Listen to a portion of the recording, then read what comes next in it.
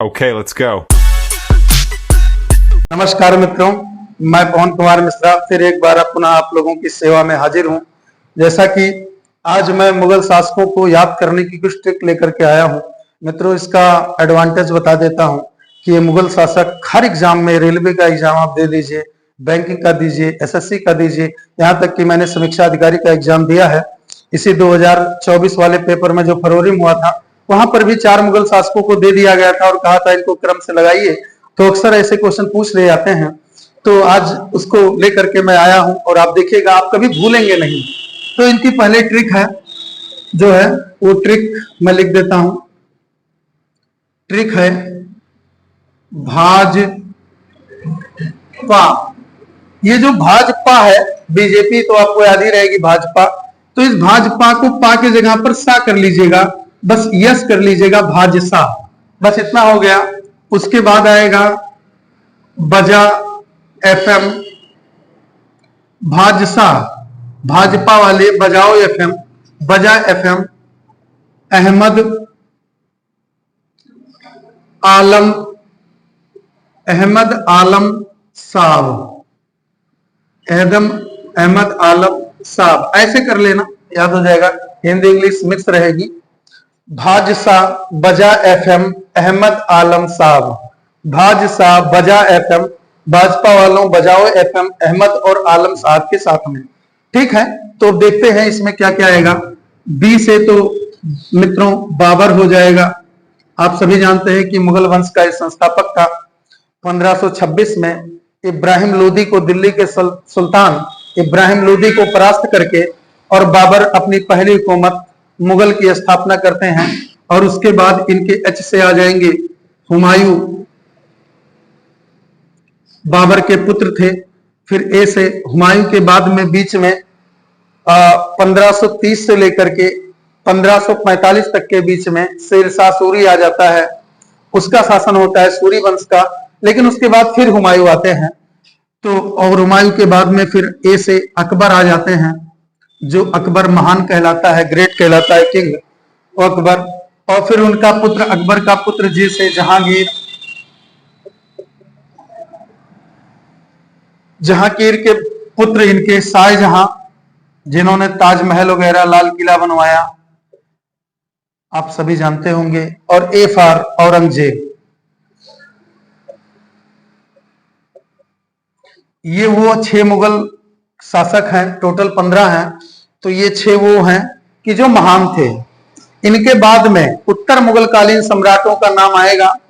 यहां से बजा एफएम अहमद आलम साहब, ये जो और 9 आपको मिलेंगे, 9 शासक, 1 2 3 4 5 6 7 8 9, ये 9 उत्तर मुगल कालीन कहलाते हैं। उत्तर मुगल काल, उत्तर मुगल काल क्यों कहा जाता है? क्योंकि औरंगजेब के बाद में मुगल की प्रशासनिक क्षमता कमजोर हो जाती है और इनके जो उत्तराधिकारी होते हैं वो कहीं ना कहीं विपदाओं से बुद्धिहीन थे। कोई घृणितकार कहलाता है, कोई रंगीला कहलाता है, कोई लंपट मूर्ख कहलाता है।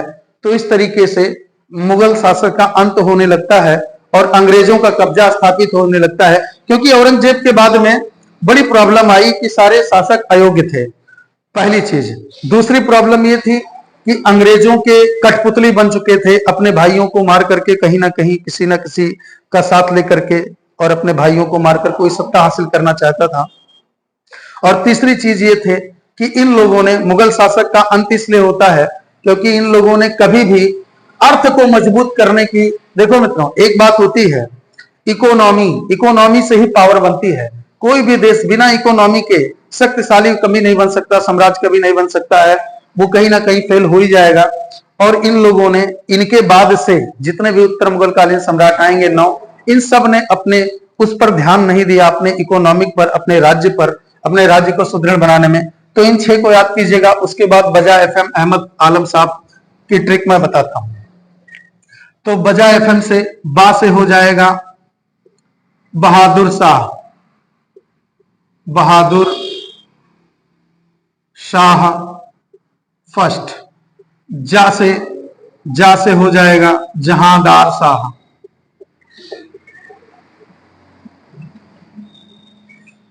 एफ से हो जाएगा, वैसे आप इंग्लिश में लिख सकते थे, बीजे, कोई दिक्कत नहीं था। FM, F से हो जाएगा फर्रुख सियार, फर्रुख सियार। M से हो जाएगा मोहम्मद शाह,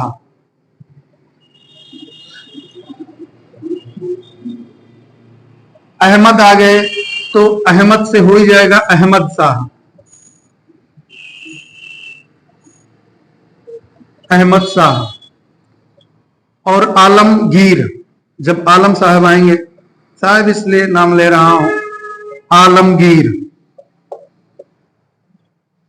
उसके बाद में S से, A से और B से, तो S से,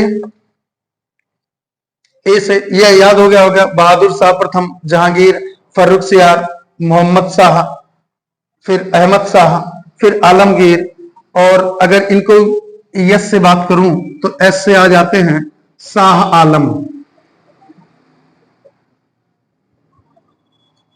शाह आलम। और ए से फिर अकबर सेकंड आते हैं, इसी मुगल काल में ये अकबर द्वितीय हैं। और उसके बाद में जो लास्ट है बी फार, ये बहादुर शाह जफर, बहादुर शाह जफर।